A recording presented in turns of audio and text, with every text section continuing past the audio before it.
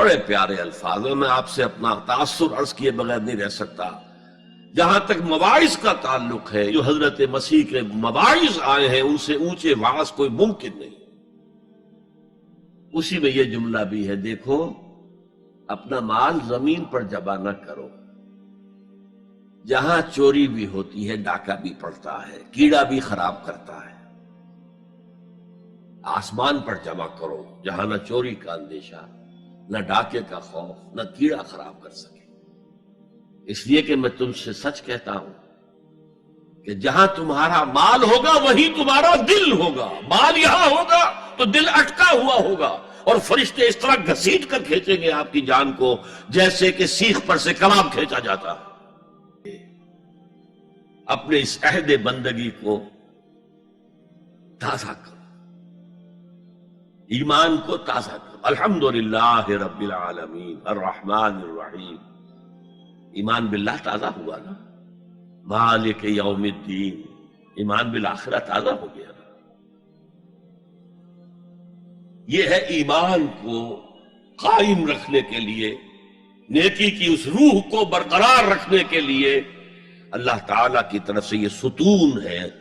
الصلاۃ عماد الدین، دین کا ستون ہے یہ نماز.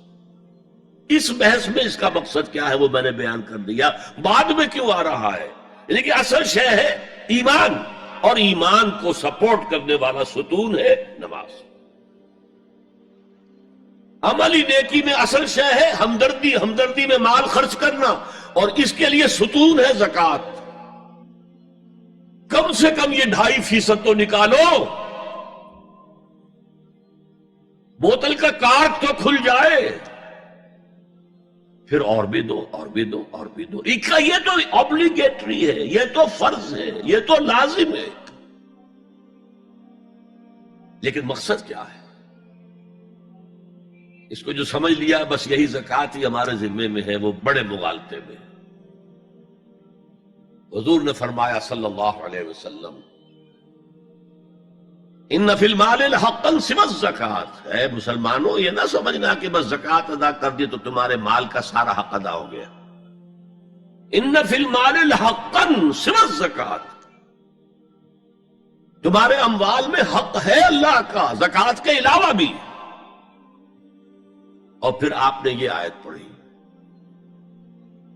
وَآتَى الْمَالَ عَلَىٰ حُبِّهِ ذَوِي الْقُرْبَىٰ وَالْيَتَامَىٰ وَالْمَسَاكِينَ وَابْنَ السَّبِيلِ وَالسَّائِلِينَ وَفِي الرِّقَابِ وَأَقَامَ الصَّلَاةَ وَآتَى الزَّكَاةَ. یہاں آتا زکوٰۃ تو ہے ہی ہے، اس سے پہلے جو آ رہا ہے یہ سرپلس ہے، اس سے آگے کی بات ہے، یہ ایڈیشنل ہے. اسی لیے جب انفقوا انفقوا انفقوا انفقوا انفقوا کی جو تکرار ہوتی ہے قرآن مجید میں،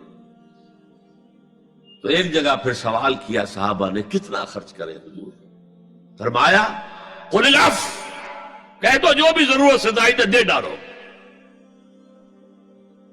don't accumulate, don't retain any thing. قانون یہی ہے، حلال سے کماؤ، اگر ایک حد سے آگے بڑھ جائے تو زکوٰۃ دے دو، باقی تمہارے اختیار میں ہے. دینا چاہو دو، نہ دینا چاہو رکھو اپنے پاس. قانون اس سے زیادہ آپ کو پابند نہیں کرے گا. کبھی بھی آپ نے جبر نہیں کیا، ایمرجنسی میں بھی جبر نہیں کیا. ایک واقعہ آتا ہے کہ حضور کو کئی وقت کا فاقہ تھا.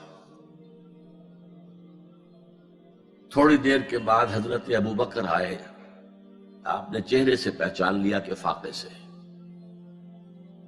پھر حضرت عمر آئے، پہچان لیا کہ فاقے سے. شاید حضور خود اپنے لیے نہ اٹھتے نہ جاتے، اپنے دونوں ساتھیوں کو لے کر ایک انصاری کے باغ میں پہنچ گئے. انصاری کی عید ہو گئی، فوراً لا کر اس نے کچھ کھجوریں کچھ انگوروں کے گوشے رکھے. اس کے بعد وہ دوڑا چھری لے کر کسی جانور کو ذبح کرنے کے لیے. یہ ساری تفصیلیں میں کیا بتا رہا ہوں. نال یہ نہیں تھا کہ مدینے میں سبھی فاقے سے تھے، موجود تھے جن کے پاس مال تھا، لیکن جبرن آپ نے کسی سے کچھ نہیں لیا. جب وہ چھری لے کر چلا، فرمایا دیکھنا کسی دودھ والے جانور کو نہ ذبح کرنا. بہرحال کچھ دیر کے بعد وہ گوشت پکا کر لایا، روٹیاں رکھی. اس کے بعد حضور نے ایک روٹی پر چند بوٹیاں رکھ کر کہا یہ عائشہ کو دے آؤ، اسے بھی کئی وقت کا فاقہ ہے.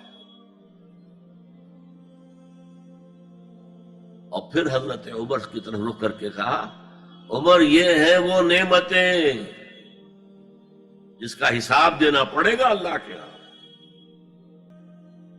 آپ کے اس پر چھوڑ دیا گیا ہے. جتنا بھی آپ میں جذبہ ہے، جتنا بھی آخرت کا یقین ہے، اتنا ہی آپ پسند کریں گے کہ آخرت کے بینک میں جمع کرائیں، یہاں کے بینکوں میں کیوں جمع کرائیں؟ یہاں کتنا دے دیں گے آپ کو؟ 10%، 20%. وہاں 700% ملتا ہے. 700% نہیں، 7,000، 700 گنا. Why to keep it in these banks? حضرت مسیح کا جو پہاڑی کا واس بہت مشہور ہے، سرمن آف دا ماؤنٹ.